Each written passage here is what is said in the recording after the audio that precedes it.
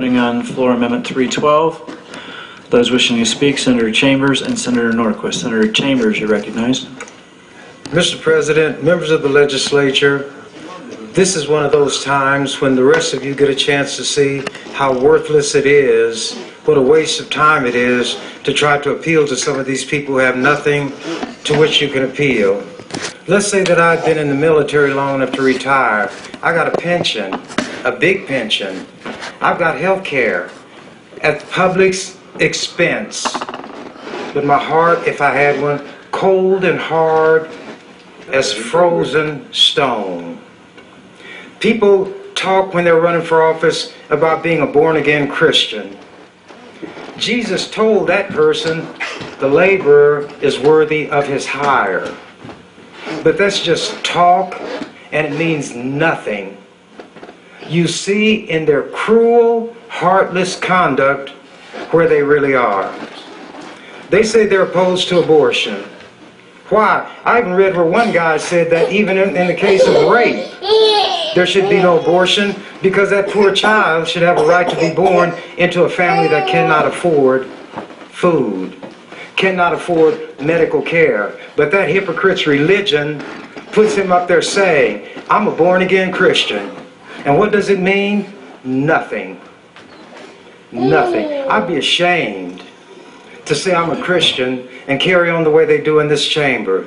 There was a time when I did believe all that when I was younger, and I practiced it. I really did. And I developed a very keen, sensitive conscience, and I felt other people's pain, which I would never feel and experience myself. But I didn't like to see anybody hurting. I didn't like to see any living thing hurting, and I would do what I could to alleviate that. But these people get so used to making all these pat statements, praying in the legislature every morning. I tell them they pray to God in the morning and do the devil's work all the rest of the day. And that's what they are. And they cannot say that I'm not telling the truth, because their hypocrisy screams, I am a hypocrite.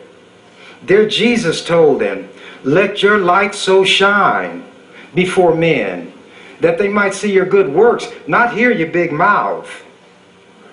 You know a tree by the fruit it bears, not by how much noise is made when the wind blows through the branches and the leaves. That's not what their master said. Look at the fruit.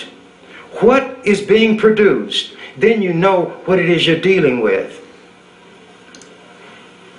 I would have been ashamed. Actually, I would have been afraid to carry on the way some of these so-called Christians do and then say that I'm a Christian. When I did believe that way, my keen awareness was that Jesus is watching me all the time.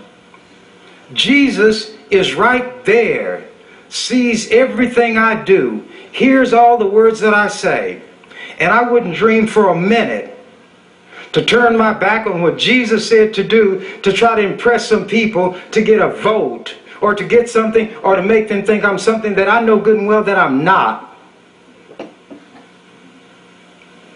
So I wouldn't waste my time trying to appeal to these hard-hearted people. Let them give up their pensions. Everybody who's got a military pension should give it up and stop mooching and sponging because they're well paid when they're in the military. But that means nothing. So I applaud those of you who are still trying, and I'm going to vote with you. But those hypocrites need to know, and we all know who they are. 1 minute. Jesus said, don't be standing on the street corners or praying in the open that you might be seen of men. God knows what you have need of, so go to your closet. And right there between you and him, y'all don't believe that here. You're up here doing what Jesus told you not to do. He said, don't do that, and you do it. Do good works, and you say, Jesus, go to Hades. They killed him about 2,000 years ago in the honest, straightforward way that killers do. But these hypocrites kill him every day. They squeeze his life out drop by drop. and their life is raggedy and it can't stand up to examination. We're speaking for those who cannot speak for themselves, but as the song said, it's like blowing in the wind. Thank you, Mr. President. Thank you, Senator Chambers. Senator Norquist, you're recognized. Thank you, Mr. President, and member